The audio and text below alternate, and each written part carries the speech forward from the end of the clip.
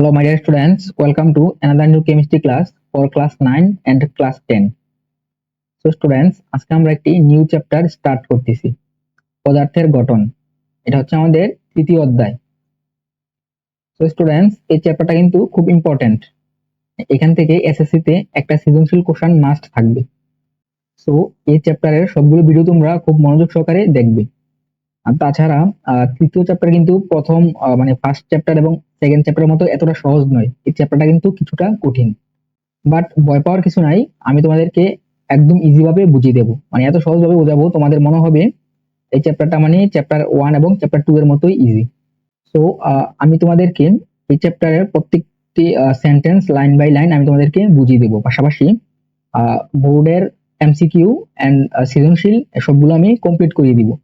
তাছাড়া আমি কিন্তু প্রত্যেকটি চ্যাপ্টারে এমন ভাবেই পড়াই, মানে লাইন বাই লাইন বুঝিয়ে দিই, পাশাপাশি সৃজনশীল এমসিকিউ অনুশীলনের যেই সৃজনশীল এমসিকিউ এবং জ্ঞানমূলক কোশ্চেন থাকে সব কিন্তু আমি সলিউশন করে দিই। তাছাড়া অন্যান্য সাবজেক্টের ক্ষেত্রেও কিন্তু সেম, হায়ার ম্যাথ, তারপর ফিজিক্স, বায়োলজি সব কিন্তু আমি এমন ভাবে পড়াই। তো তোমরা চাইলে আমার চ্যানেলের সবগুলো ভিডিও দেখতে পারো। তো যদি আমার চ্যানেলের প্রত্যেকটি প্লেলিস্ট তোমরা ফলো করো, সবগুলো মানে সাবজেক্টের ভিডিও তোমরা দেখো, আশা করি তোমাদের এসএসসি তে A+ মিস হবে না। তাহলে চলো দেরি না করে আজকের ক্লাস স্টার্ট করি। পদার্থের গঠন, স্ট্রাকচার অফ ম্যাটার।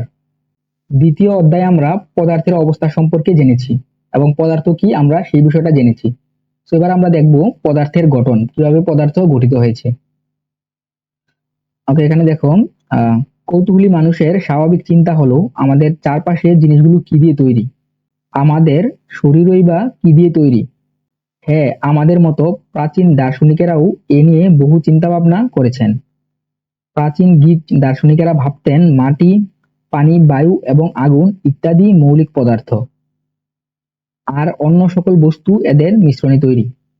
ওকে, দিকটা পরে আমরা কি বুঝলাম, মানে আমরা তো অনেক সময় চিন্তা করি তাই না, যে আমাদের এই পৃথিবীর মধ্যে যা কিছু রয়েছে, এই সম্পূর্ণ পৃথিবীর মধ্যে এগুলো কি দিয়ে তৈরি। যেমন আমার হাতের এই কলমটা, এটা কি দিয়ে তৈরি, আমার এই সাপোজ আমার ড্রেসটা কি দিয়ে তৈরি, তারপর তোমাদের হাতের মোবাইল, তারপর হচ্ছে আরো বিভিন্ন কিছু আমরা যা কিছু দেখতে পাই, যেমন গাছপালা হতে পারে, ইট, দেয়াল, বিদ্যুৎ, যে পাখা, এসি, সবকিছু আসলে কি দিয়ে তৈরি। আমাদের মনে সবসময় এই কোশ্চেনটা ঘুরপাক খেতে থাকে তাই না। তো প্রাচীনকালে যদি এত মানে আধুনিক ডিভাইস ছিল না যদিও, বাট যেগুলাই ছিল মানুষ তখন ভাবতেন যে এগুলো আসলে কি দিয়ে তৈরি। তো তখন বিজ্ঞানীরা কি মনে করেছিলেন, যদিও এখন তো আমরা জেনে গেছি তাই না এগুলা কি দিয়ে তৈরি হয়, এটা বর্তমানে আমরা জেনে গেছি, বাট প্রাচীনকালে কিন্তু মানুষ সেটা মানে পুরোপুরি জানতেন না, মানে ক্লিয়ার ছিল না মানুষের কাছে। তো তখন তারা কি মনে করতেন যে মাটি, পানি, বায়ু এবং আগুন দিয়ে এই সবকিছু তৈরি হয়, পৃথিবীর মধ্যে যা কিছু রয়েছে সবকিছু এই চারটা জিনিস দিয়ে তৈরি হয়। এবং এখনো হয়তো তোমরা কেউ কেউ মনে করো যে এই চারটা জিনিস দিয়ে হয়তো পৃথিবীর সবকিছু তৈরি, বাট আসলে কিন্তু এমনটা না।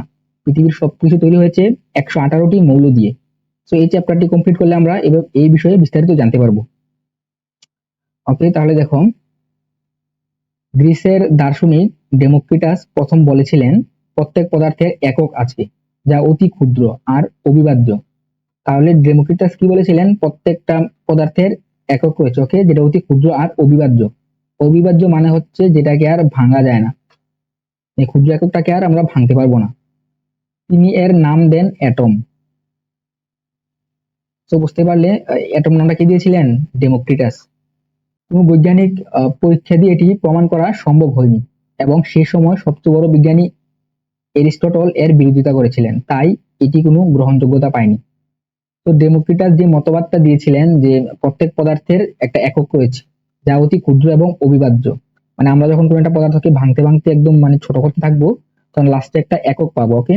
আর এই যে ক্ষুদ্র এককটাকে, এটাকে চাইলেও আমরা আর ভাঙতে পারবো না। তো এই মতবাদটা দেওয়ার পর তিনি কোনো বৈজ্ঞানিক ইয়ের মাধ্যমে, পরীক্ষার মাধ্যমে এটাকে প্রমাণ করতে পারেননি। আর তাছাড়া আহ ওই সময়কার সবচেয়ে বড় বিজ্ঞানী ছিলেন এরিস্টটল।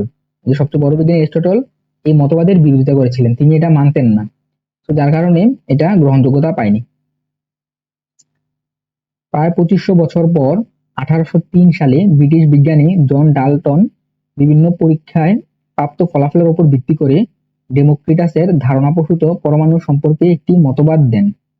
এই মতবাদ অনুসারে প্রতিটি পদার্থ অজস্র ক্ষুদ্র এবং অবিভাজ্য কণার সমন্বয়ে গঠিত। তিনি দার্শনিক ডেমোক্রিটাসের সম্মানে এই একক ক্ষুদ্র কণার নাম দেন অ্যাটম, যার অর্থ পরমাণু। তাহলে পরবর্তীতে মানে প্রায় 2500 বছর পর দেখো মানে আহ, যখন ডেমোক্রিটাস বলেছিলেন তার 2500 বছর পর তারপর কি এই পরমাণুর ধারণাটা সামনে আসে, মানে জন ডাল্টন বৈজ্ঞানিক পরীক্ষা নিরীক্ষার মাধ্যমে মতবাদ দেন এবং নাম কি দেন ওই ডেমোক্রিটাসের সম্মানে ওইটার নাম অ্যাটমি দেন। তো তিনি এটা পরবর্তীতে আবিষ্কার করেন। ওকে, আচ্ছা দেখো পরে প্রমাণিত হয় যে পরমাণু অবিভাজ্য নয়। মানে এখানে ডেমোক্রিটাস যখন বলেছিলেন অতি ক্ষুদ্র আর অবিভাজ্য, পরবর্তীতে কিন্তু আবার জন ডাল্টন সেও বলেছিলেন এটা কি পরমাণু অবিভাজ্য। ওকে, তো কিন্তু আমরা পরীক্ষার পরীক্ষা করে কি দেখতে পেলাম অবিভাজ্য নয় মানে বিভাজ্য। আমরা চাইলে মানে এই পরমাণুকেও ভাঙতে পারি। তারা বলেছিলেন পরমাণুকে আর ভাঙা যাবে না, কিন্তু আমরা পরবর্তীতে পরীক্ষার মাধ্যমে প্রমাণ করতে পারি যে পরমাণুকেও ভাঙা যায়, মানে এটা অবিভাজ্য নয়। ওকে, দেখো এদের ভাঙলে পরমাণুর চেয়েও ক্ষুদ্র কণিকা, ইলেকট্রন, প্রোটন, নিউট্রন ইত্যাদি পাওয়া যায়। ওকে, তাহলে বুঝতে পারলে পরমাণুকেও চাই আমরা ভাঙতে পারি। আর ভাঙলে আমরা কি পাবো? পরমাণুর চেয়ে ক্ষুদ্র কণিকা, ইলেকট্রন, প্রোটন এবং নিউট্রন পাবো। অর্থাৎ পরমাণু কতগুলো ক্ষুদ্রতর কণার সমন্বয়ে গঠিত। পরমাণু, ওকে বুঝতে পারলে তোমরা পরমাণু কি দিয়ে তৈরি? কতগুলো ক্ষুদ্রতর কণার সমন্বয়ে গঠিত। ওকে, তাহলে পরমাণুর গঠন সম্পর্কিত বিভিন্ন মডেল, পরমাণুর সাংগঠনিক কণাসমূহ, পরমাণুর ইলেকট্রন বিন্যাস ইত্যাদি এই অধ্যায়ে আলোচনা করা হবে। ওকে, তাহলে আশা করি এতক্ষণ আমি যা বুঝিয়েছি তোমরা বুঝতে পেরেছো। তারপর দেখো এই অধ্যায় পাঠ শেষে আমরা সেগুলা পড়তে হবে না। ওকে, আমরা নেক্সট পেজে যাই। মৌলিক ও যৌগিক পদার্থ, এলিমেন্টস এন্ড কম্পাউন্ডস। আমরা এই পৃথিবীতে মানে যত পদার্থ দেখতে পাই, মানে যত পদার্থ রয়েছে এগুলাকে আমরা দুই ভাগে ভাগ করতে পারি। একটা হচ্ছে মৌলিক, আরেকটা হচ্ছে যৌগিক। তাহলে চলো মৌলিক পদার্থ আর যৌগিক পদার্থ কাকে বলে এগুলো আমরা একটু দেখে নিই। মৌলিক পদার্থ, সোনা, রূপা বা লোহা ইত্যাদি বিশুদ্ধ পদার্থকে তুমি যতই ভাঙো না কেন সেখানে তাদের ক্ষুদ্রতর কণা ছাড়া আর কিছুই পাবে না। ওকে, এদিকে মনোযোগ দাও। সোনা, রূপা বা লোহা ইত্যাদি বিশুদ্ধ পদার্থকে, এখানে এই জিনিসটা দেখো বিশুদ্ধ, কিন্তু এটা বিশুদ্ধ মানে কি এটার মধ্যে এটা ছাড়া আর কোনো কিছু থাকবে না। তুমি যতই ভাঙো না কেন সেখানে তাদের ক্ষুদ্রতর কণা ছাড়া কিছু পাবো না। আমরা যদি বড় একটা লোহার খণ্ড নিই এবং এই খণ্ডকে যদি আমরা ভেঙে ভেঙে ছোট করতে থাকি, আমরা একবার ছোট করতে করতে করতে করতে একদম ছোট করে ফেলছি আমরা, লাস্ট পর্যন্ত গিয়ে আমরা কি পাবো? এই লোহার ক্ষুদ্রতর কণা পাবো। এটা ছাড়া আমরা অন্য কিছু পাবো না। যে লোহার মধ্যে আমরা যে রূপা পাবো আর সোনা পাবো এমন কিন্তু হবে না। লোহার মধ্যে লোহার ক্ষুদ্রতর কণাই থাকবে। রূপার ক্ষেত্রে সেম, রূপার একটা বড় একটা খণ্ড নিয়ে যদি তুমি একদম টুকরা করতে থাকো, ছোট ছোট করতে থাকো, ছোট বারবার করতেই থাকো, লাস্ট পর্যায়ে গিয়ে এই রূপার ক্ষুদ্রতর কণাই পাবে। এটার মধ্যে মানে অন্য কিছু পাবে না, মিক্স অন্য কিছু পাবে না, রূপাই পাবে। তো এই হচ্ছে বিষয়। যে পদার্থকে বাংলে সেই পদার্থ ছাড়া অন্য কোনো পদার্থ পাওয়া যায় না তাকে মৌলিক পদার্থ বা মৌল বলে। তাহলে বুঝতেই পারলে মৌলিক পদার্থ বা মৌল কাকে বলে। তাহলে এখানে সোনা, রূপা এবং লোহা এই তিনটা কি? তিনটা হচ্ছে মৌল। এরকম মৌল রয়েছে টোটাল 118টা। দেখো এরকম আরো কিছু মৌলের উদাহরণ হলো nitrogen, phosphorus, carbon, oxygen, helium, calcium, argon, magnesium, sulphur ইত্যাদি।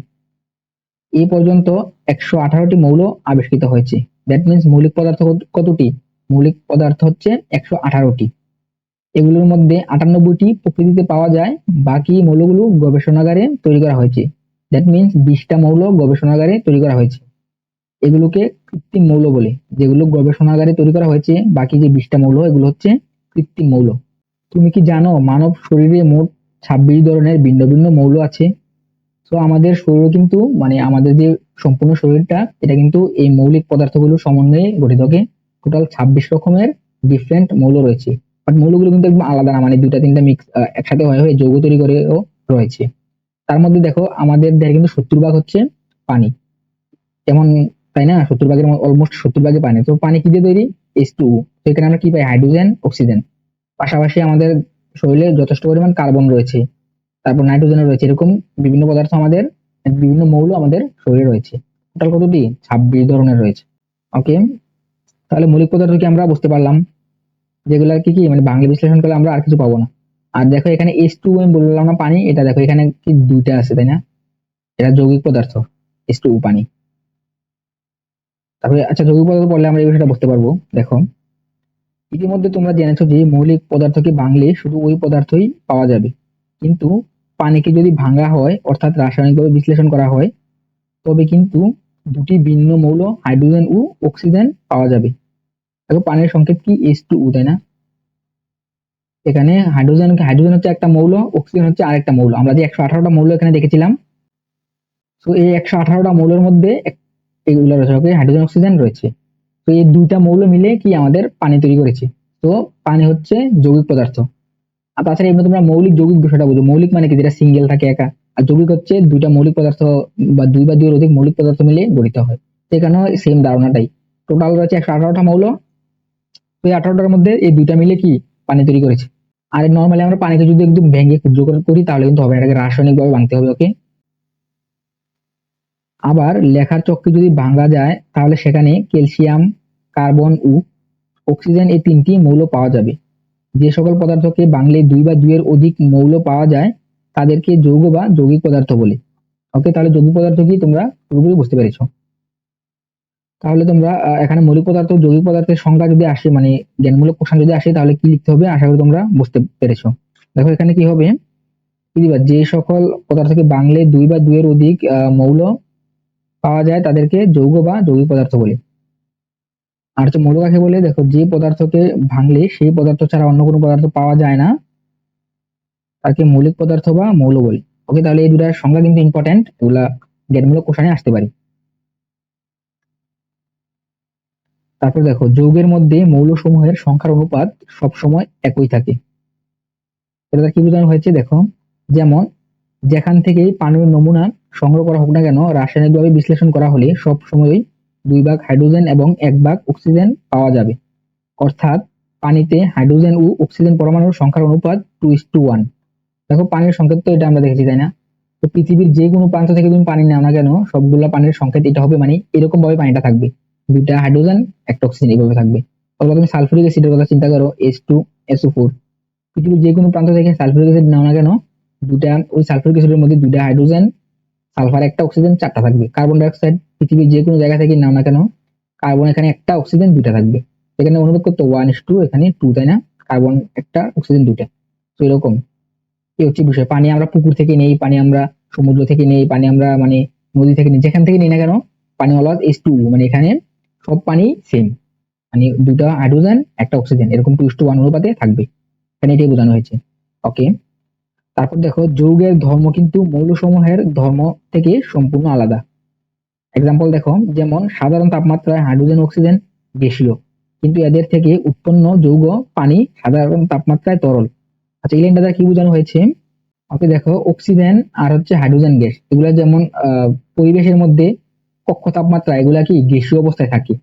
তো দুইটা গ্যাস গ্যাস থেকে যেহেতু পানি উৎপন্ন হয়েছে, তাহলে আমরা সাধারণভাবে চিন্তা করতে পারি যে যেহেতু কক্ষ তাপমাত্রা মানে 25°C বা এর আশেপাশের তাপমাত্রায় যেহেতু অক্সিজেন ও হাইড্রোজেন গ্যাস অবস্থায় থাকে, তাহলে যদি এই দুটা থেকে কোনো নতুন মানে পদার্থ আমরা তৈরি করি, দুটা একসাথে মিক্স করে, তাহলে ওই পদার্থটা তো গ্যাসীয় হওয়ার কথা, তাই না? মানে পানিও তো গ্যাসীয় হওয়ার কথা, যেহেতু আমরা দুটা গ্যাসীয় পদার্থ দিয়ে এটা তৈরি করেছি।